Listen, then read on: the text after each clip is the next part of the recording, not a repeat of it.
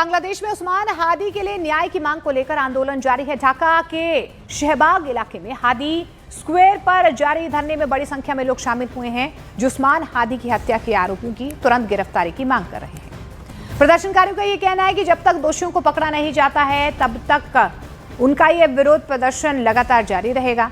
Hadi square, आपको बता दें कि नारेबाजी के साथ लोग यहां पर न्याय की भी मांग कर रहे हैं। धरने की वजह से इलाके में पुलिस बल की तैनाती कर दी गई है और हालात पर पुलिस नजर बनाए हुए है। प्रदर्शनकारी सरकार से जल्द सख्त कार्रवाई की मांग यहां पर कर रहे हैं।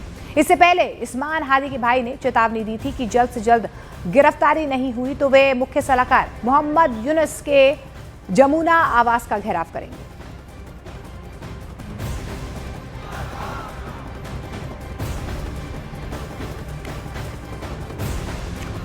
बांग्लादेश में अल्पसंख्यकों पर हो रहे हमलों के बीच ढाका में एक बड़ी राजनीतिक और सामाजिक मांग जो है वो सामने आई है।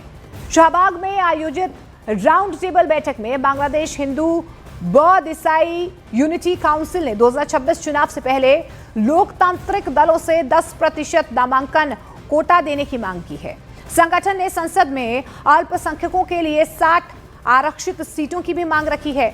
बैठक में धर्मनिरपेक्ष शासन, समान अधिकार, सुरक्षा, धर्म के दुरुपयोग पर रोक और चुनाव के दौरान पूर्ण सुरक्षा को लेकर 8 सूत्री एजेंडा यहां पर पेश किया गया।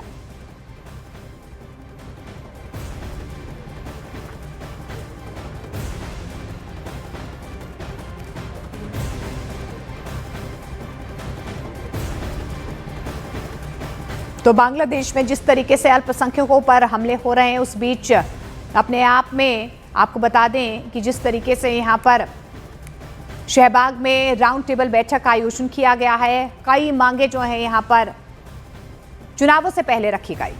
बांग्लादेश में चुनाव से पहले पाकिस्तान ने टेढ़ी नजर डालनी यहां पर शुरू कर दी है और इसी का नतीजा है कि पाकिस्तान के विदेश मंत्री इशाक डार ने बांग्लादेश वो दौरे पर गए हैं और इसी दौरान उन्होंने भारत विरोधी माने जाने वाले जमात समेत दूसरी, आपको बता दें, दूसरी पार्टी के नेताओं से मुलाकात की है।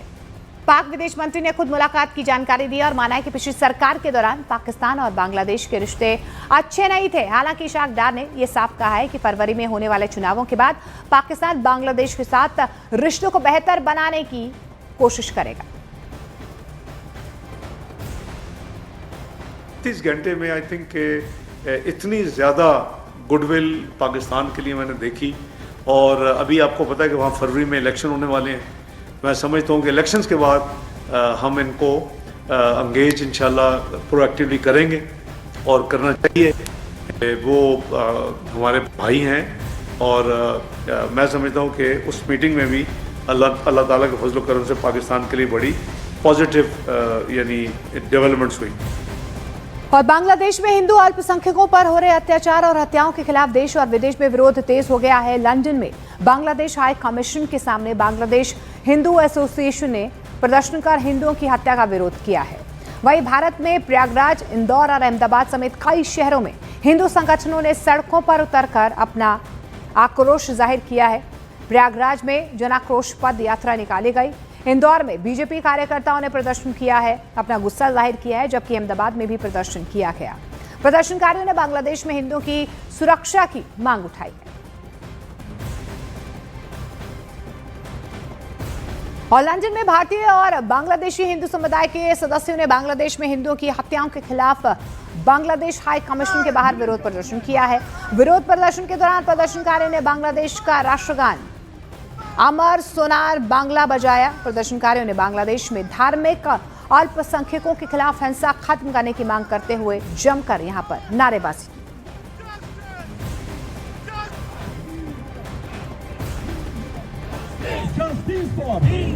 Justice for Hindu, justice for Hindu, Hindu life.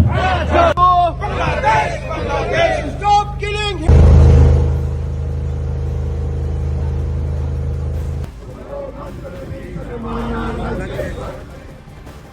और बांग्लादेश में अल्पसंख्यक हिंदुओं पर हो रहे अत्याचारों के खिलाफ देश भर में गुस्सा लगातार बढ़ता हुआ नजर आ रहा है। अहमदाबाद में बजरंग दल और विश्व हिंदू परिषद ने उग्र प्रदर्शन किया है। इस दौरान प्रदर्शनकारियों ने बांग्लादेश की अंतरिम सरकार के मुखिया मोहम्मद यूनुस का पुतला महाराणा प्रताप के भाले पर टांगकर विरोध जाहिर किया है। प्रदर्शनकारियों ने पोस्टर्स के जरिए भारत में रह रहे अवैध बांग्लादेशियों को देश छोड़ने की चेतावनी दी है और भारत सरकार अंतर्राष्ट्रीय मानवाधिकार संगठनों से बांग्लादेशी हिंदुओं की सुरक्षा की मांग उठाई है।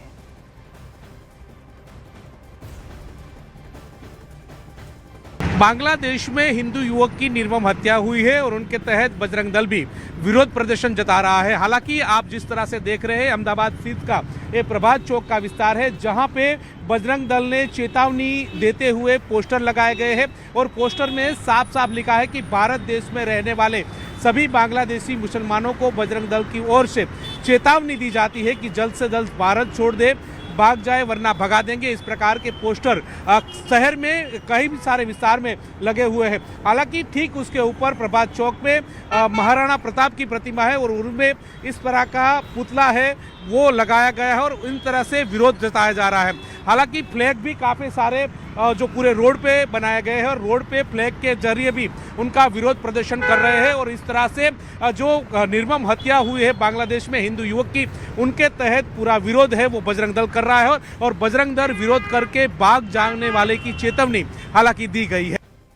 उधर वीएचपी ने भारत सरकार से बांग्लादेश पर दबाव बनाने की मांग की है, तो दूसरी ओर रजा अकादमी के अध्यक्ष मोहम्मद सईद नूरी ने बांग्लादेश सरकार को चेतावनी दी है और कहा है कि वहां पर हिंदुओं के खिलाफ जल्द से जल्द हिंसा रोकी जानी चाहिए।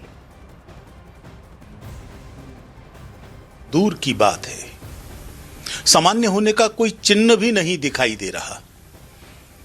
हिंदुओं के खिलाफ हिंसा थमने का नाम नहीं ले रही। आपके पास केवल 2 के समाचार आए हैं और भी दसियों हिंदुओं की हत्या वहां पर हो चुकी है। इस तरह के पुष्ट अपुष्ट समाचार मिल रहे हैं। बांग्लादेश हुकूमत अपनी रियाया को लगाम दे और इस किस्म की हरकत न हो, इसकी गारंटी दे कि हम वहां पर किसी भी अक़लियत की मॉब लिंचिंग या उनको परेशान करना, सताना, इस किस्म की कोई हरकत हम नहीं करेंगे। ये हुकूमत को चाहिए कि वो अपनी रियाया को लगाम दे, वरना फिर हिंदुस्तान का मुसलमान बांग्लादेश के खिलाफ सदा एहतजाज बहुत सख्ती के साथ बुलंद करेगा। और असम में बांग्लादेशी घुसपैठियों पर बहुत बड़ा दावा यहां पर सामने आया। असम के सीएम हेमंत बिस्वा शर्मा का ये बहुत बड़ा बयान सामने आया। उन्होंने कहा है कि आज असम में करीब 40% बांग्लादेशी हैं। आगे वो कहते हैं कि लोगों की निष्ठा भारत में कैसे हो सकती है। যদি ভারত আৰু বাংলাদেশৰ যুদ্ধ হয়, এই মানুহখিনিয়ে কাৰ পক্ষত থিয় দিব? বিশ্বত এনেকুৱা এখন দ্বিতীয় ৰাজ্য নাই যিখন ৰাজ্য মূল অধিবাসী আজি 60ৰ তলত নামিব আৰম্ভ কৰিছে আৰু বাংলাদেশী মূলৰ মানুহ 40% পৰা আগবাঢ়ি গৈ থকাৰ প্ৰক্ৰিয়া আজি আমি আমাৰ চকুত দেখা পাইছো। और बांग्लादेश के मुद्दे पर सियासत लगातार जारी। इसी बीच टीएमसी के अभिषेक बैनर्जी बंगाल बीजेपी पर बांग्लादेश के नाम पर राजनीति करने का आरोप लगाते हुए नजर आए। इस दौरान उन्होंने कहा कि बांग्लादेश को लेकर वो केंद्र सरकार के साथ खड़े हैं, लेकिन जमीनी हकीकत पर सवाल उठाना जरूरी है। उन्होंने ये भी कहा कि दीपू चंद्र दास को लेकर अब तक ना तो प्रधानमंत्री और ना ही विदेश मंत्री की तरफ से कोई बयान सामने आया है। यहां तक कि एक ट्वीट भी नहीं किया गया है। इसके बावजूद खुद को हिंदुत्व का रक्षक बताया जा रहा है।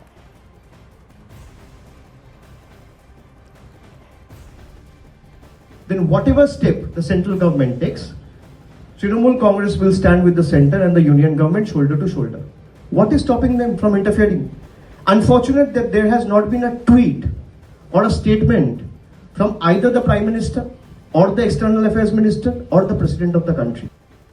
और अभिषेक के इस बयान के बाद सियासी बहस जो है और ज्यादा तीखी और तेज होती हुई नजर आ रही है। टीएमसी सांसद सौगत रॉय ने कहा है कि ममता बनर्जी पश्चिम बंगाल की मुख्यमंत्री है, लेकिन बांग्लादेश के लोग भी उन पर भरोसा करते हैं। उस पर बीजेपी ने भी जमकर पलटवार किया और कहा कि ममता बनर्जी को बांग्लादेश में भरोसा इसीलिए मिलता है क्योंकि वो नागरिकों की नहीं, घुसपैठियों और रोहिंग्या का पक्ष लेती हैं। ममता बनर्जी पश्चिम बंगाल का चीफ मिनिस्टर है, लेकिन बांग्लादेश के लोग भी उन पर भरोसा करते हैं। वो बचाएंगे महीनों में। सौगत रॉय ने बिल्कुल सही बोला है। ममता बनर्जी पश्चिम बंगाल की चीफ मिनिस्टर है, पर बांग्लादेश का लोग उनको ट्रस्ट करता है। क्यों? क्योंकि जब वो साइड लेती है तो वो इलीगल बांग्लादेशी का साइड लेती है, बंगाली का साइड नहीं लेती है। वो जब साइड लेती है तो घुसपैठियों का साइड लेती है, नागरिकों का साइड नहीं लेती है। हमेशा उनका रुख होता है कि कैसे मैं रोहिंग्या और बांग्लादेशी बचाऊं, ना कि भारतीयों को। और ओडिशा के संबलपुर में एक बंगाली मुस्लिम की हत्या के बाद पीडीपी नेता इल्तिजा मुफ्ती के सोशल मीडिया पोस्ट ने राजनीतिक विवाद खड़ा कर दिया है। सोशल मीडिया पर भारत को लिंचिस्तान कहे जाने के बाद इस मामले में राजनीतिक तूल पकड़ लिया है। एक तरफ जहां पर हत्या को लेकर जांच चल रही है, वहीं दूसरी ओर बयानबाजी जमकर हो रही है। बीजेपी ने इल्तिजा मुफ्ती के बयान की कड़ी निंदा की है और कहा है कि ये लोग भारत की तुलना बांग्लादेश से कर रहे हैं। बांग्लादेश में हिंदुओं की लिंचिंग को जस्टिफाई किया जा रहा है।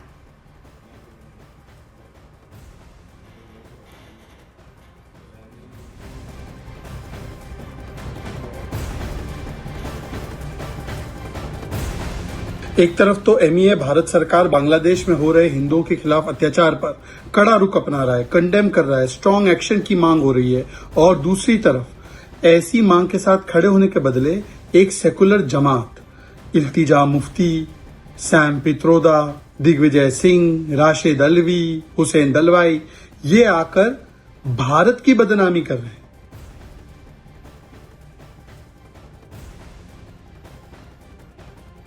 समझ में नहीं आता कि कश्मीर की राजनीति में नया नया पदार्पण करने वाली इस भारत की इस बेटी को, जिस भारत के पासपोर्ट पर ये जन्मी है, जिस धरा पर जन्मी है, वो उसको न भारत नज़र आता है, न इंडिया नज़र आता है, न हिंदुस्तान नज़र आता है, उसको लिंचिस्तान नज़र आता है। ये अब नवोदित जो राजनीति है ना, उसके किरदारों को कम से कम इन सब मानसिकता से थोड़ा बाहर आना चाहिए। महबूबा मुफ्ती की बेटी की पोस्ट पर अब सियासत गर्मा गई है। जेडीयू और बीजेपी ने डबल स्टैंडर्ड का आरोप लगाया है।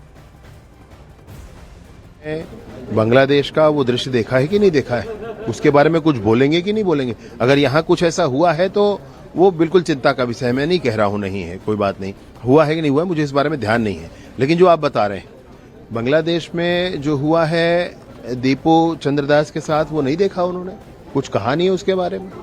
ये डबल स्टैंडर्ड जब तक रखेंगे ना, तब तक जनता में स्वीकार्यता नहीं आने वाली। ये हिंदुस्तान है जहां सबको न्याय मिलता है, संविधान और अदालत सबके साथ इंसाफ करती। और इल्तिजा मुफ्ती के लिंचिस्तान वाली टिप्पणी पर इमाम एसोसिएशन के अध्यक्ष मौलाना साजिद रशीदी ने कड़ा विरोध जाहिर किया है और कहा है कि अपने ही देश के खिलाफ ऐसे बयान देना उचित नहीं है।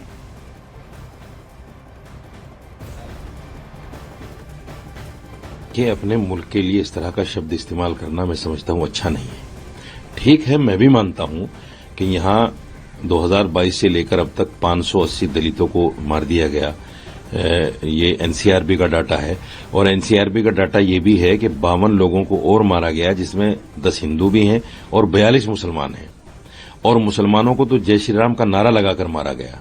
ये सनातनी हिंदुओं के कारनामे हैं। देश का कोई भी आदमी हिंदुस्तान का नागरिक है और उसको वही सम्मान मिलना चाहिए। कुछ नफरती चिंटू, नफरती ऑर्गेनाइजेशन ऐसी हो गई हैं जो देश को बदनाम करने में लगी हुई हैं। सरकार को उन्हें चिन्हित करके उन पर कार्रवाई करनी चाहिए।